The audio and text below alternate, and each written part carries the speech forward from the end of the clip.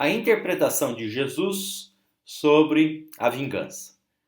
O versículo-chave é: vocês ouviram o que foi dito, olho por olho, dente por dente. Eu, porém, lhes digo, não resistam ao perverso.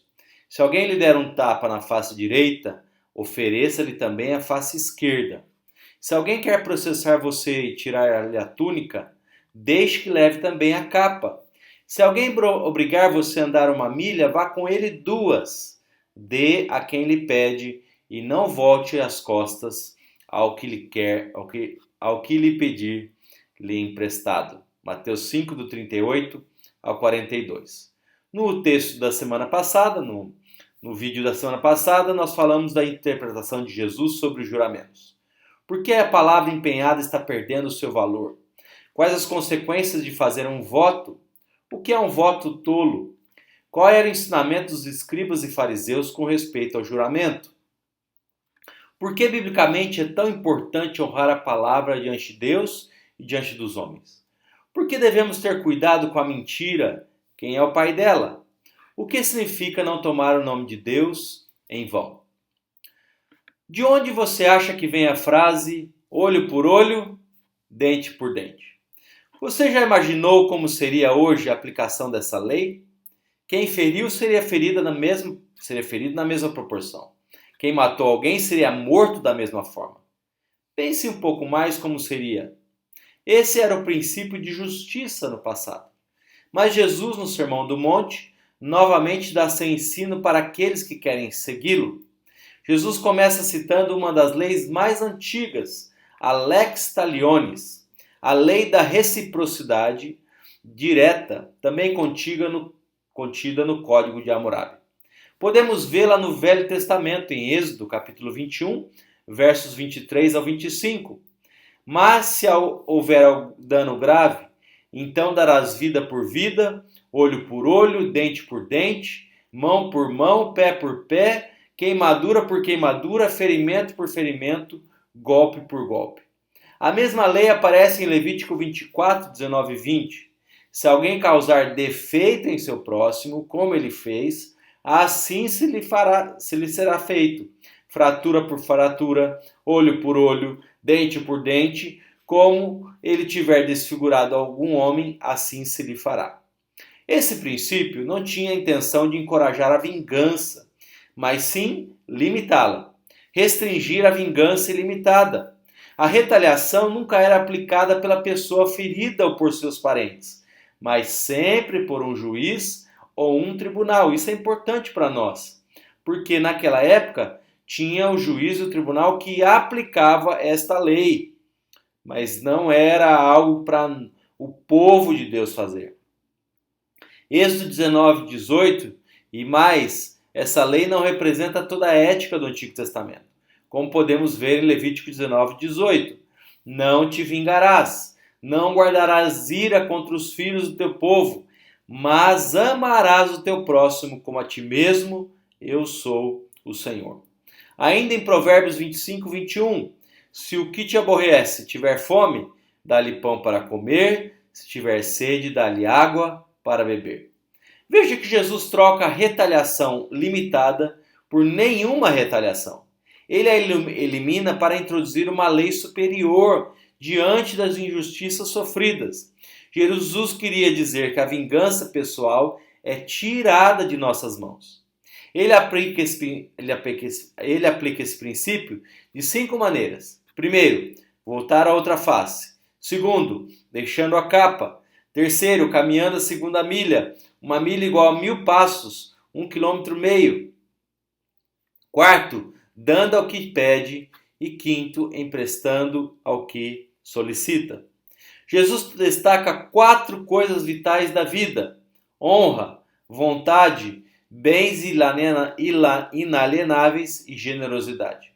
Mesmo que as pessoas nos desonrem ferindo nosso rosto, mesmo que as pessoas nos constranjam a andar ferindo nossa vontade, mesmo que as pessoas tomem de nós a roupa do corpo, um bem inalienável, devemos reagir de maneira superior ou transcendente, sendo generosos e suprindo as necessidades de quem precisa, porque o cristão não paga o mal com o mal, mas o mal com o bem. Romanos 12:17. Não torneis a ninguém mal por mal, esforçai-vos por fazer o bem perante todos os homens.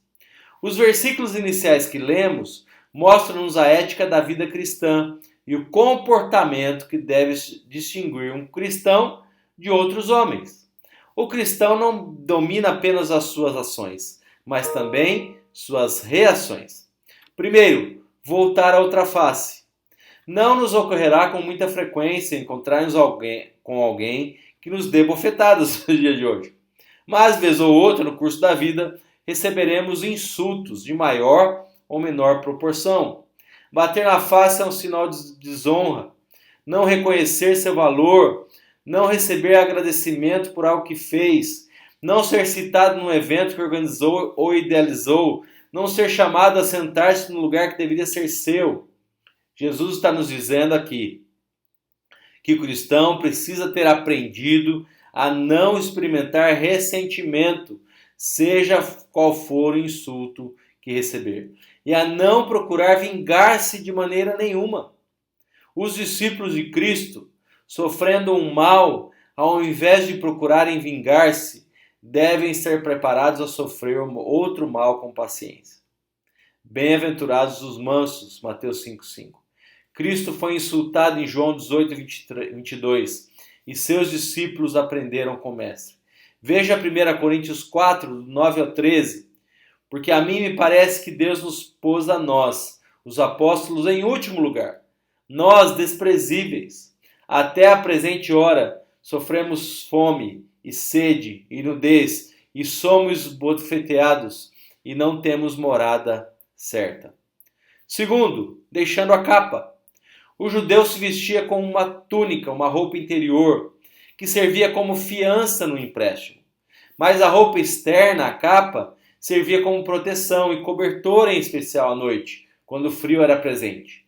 O ensino de Jesus é que se alguém quisesse processar a outro, era melhor que esse último não somente desse o que à primeira vista tinha direito, mas até algo de maior valor, esperando que, agindo assim, pudesse evitar o desenvolvimento de um espírito maldoso e egoísta.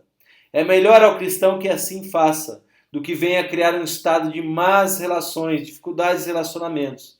É melhor perder coisas materiais do que sua boa consciência e integridade. Terceiro lugar, caminhando a segunda milha. Existia na época um costume romano que quando enviavam emissários de um lugar para outro, um outro lugar desconhecido, requeria-se de um representante da localidade que viesse recebê-los, acompanhá-los, transportando suas bagagens até o destino designado, fornecendo cavalos e carruagens.